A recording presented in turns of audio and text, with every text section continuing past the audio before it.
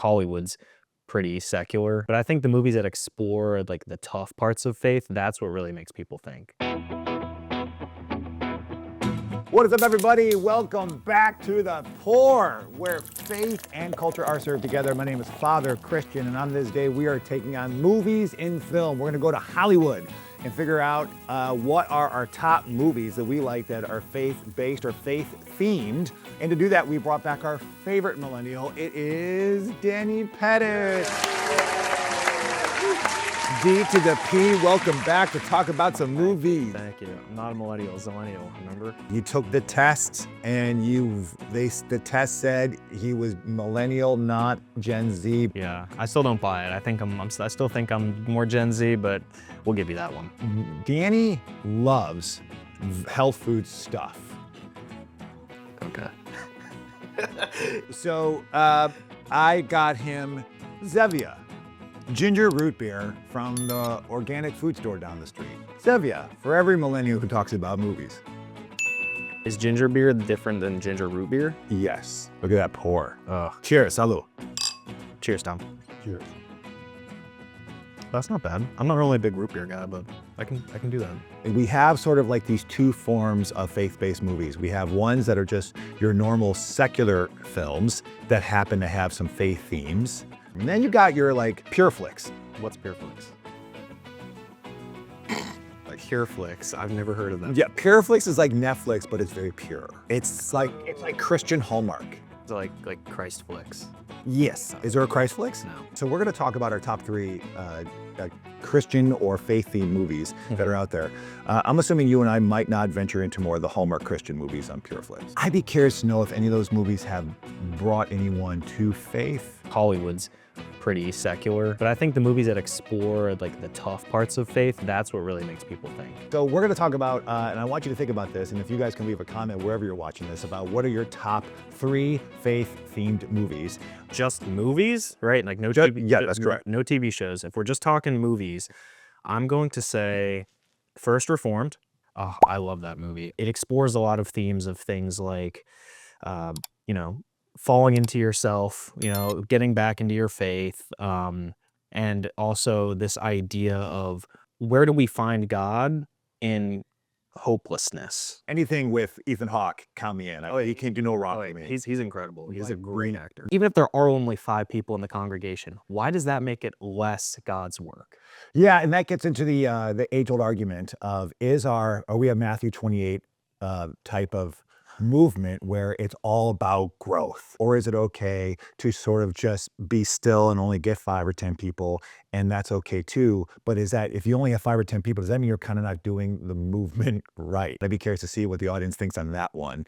Check out that movie to meditate on that one. What else you got, buddy? All right, another one that I have, that same thing. I watched actually like 2 days ago, and I had to talk to Father Joe and have him bless me after it because it really, really hit me spiritually, was The Seventh Seal. It's from like 1957. Okay. But it's a movie about a knight returning home from the Crusades, and then death appears to him. He challenges death to a chess match, and he makes the deal, well, as long as our game is continuing, then I stay alive, and if I win, you get to let me stay alive. And it's also during the Black Death. There's these big processions of priests and monks who are so certain that the plague is like God's retribution. The whole point of the whole movie is really just about, this idea of faith as, what if faith is a void? What if, we spend our whole lives having faith and praying to nothing? So it's sort of like a dark version of Waiting for Godot. Never seen it. Oh. It's one of the greatest plays written during the absurdist movement, but okay. I think that doubt is kind of a good thing. Sure. Yeah. If we go through our faith journey without having those really hard questions or those moments where we just feel like God is not with us, then how can you expect to grow as a Christian? Listen, Thomas is a saint. Tradition has called him the Thomas the Doubter. He's the one who had the stones to speak up at times and be like, I don't get it. Give me your third movie. This one was kind of a toss-up between The Conjuring, 2013. Oh, Lord. Or Conclave. Conclave, I think just with the times. Yeah, it was like perfect. We need to talk a little bit about Conclave. Just it was a great Vatican soap opera. Ralph Fiennes killed it too. Yes. Is it Fiennes? Fiennes? Fine, Fiennes. Fiennes. Antoine. Do you think there's a statement being made about female priests? Ooh, I don't know. I think what that was to me was, is this really that big of a deal? I think it was this acknowledgement of, this is God's will, and it's not up to me to add to the drama, but whatever happens here is what happens here.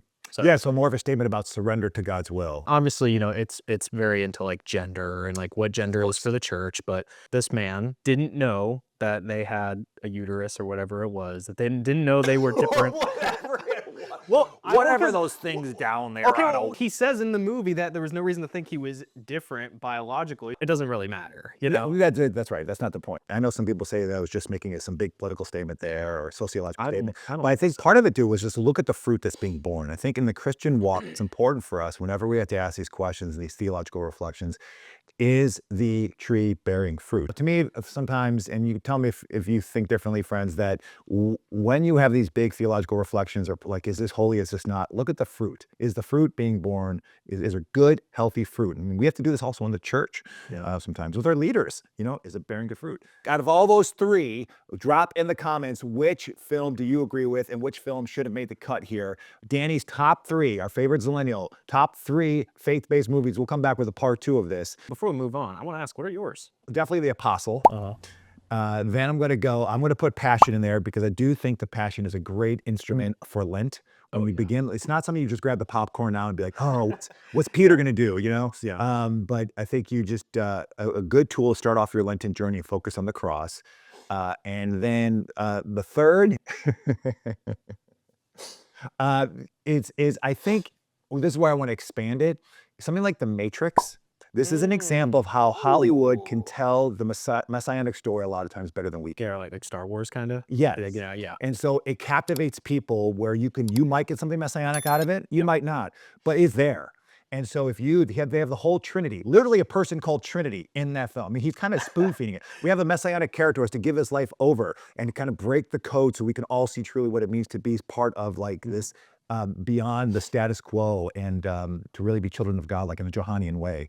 Movies like that, I think, are very powerful. And this is where Hollywood gets it right, where they have often told the story better than we can. We just need to start telling the story better and not be afraid to shake hands with secular culture without losing our why do you think it tends, like, you and I both obviously have pretty like secular movies as our favorites. Why do you think secular stories tend to be the most religious or faith-based? Or why do you think even us as Christians tend to find the most inspiration for our faith from movies that don't directly endorse like Jesus or the story, or don't even acknowledge that it's real? Some of these best directors that have done it are usually Jewish or Roman Catholic, and who has an appreciation of history and who has an appreciation of these images from the Bible.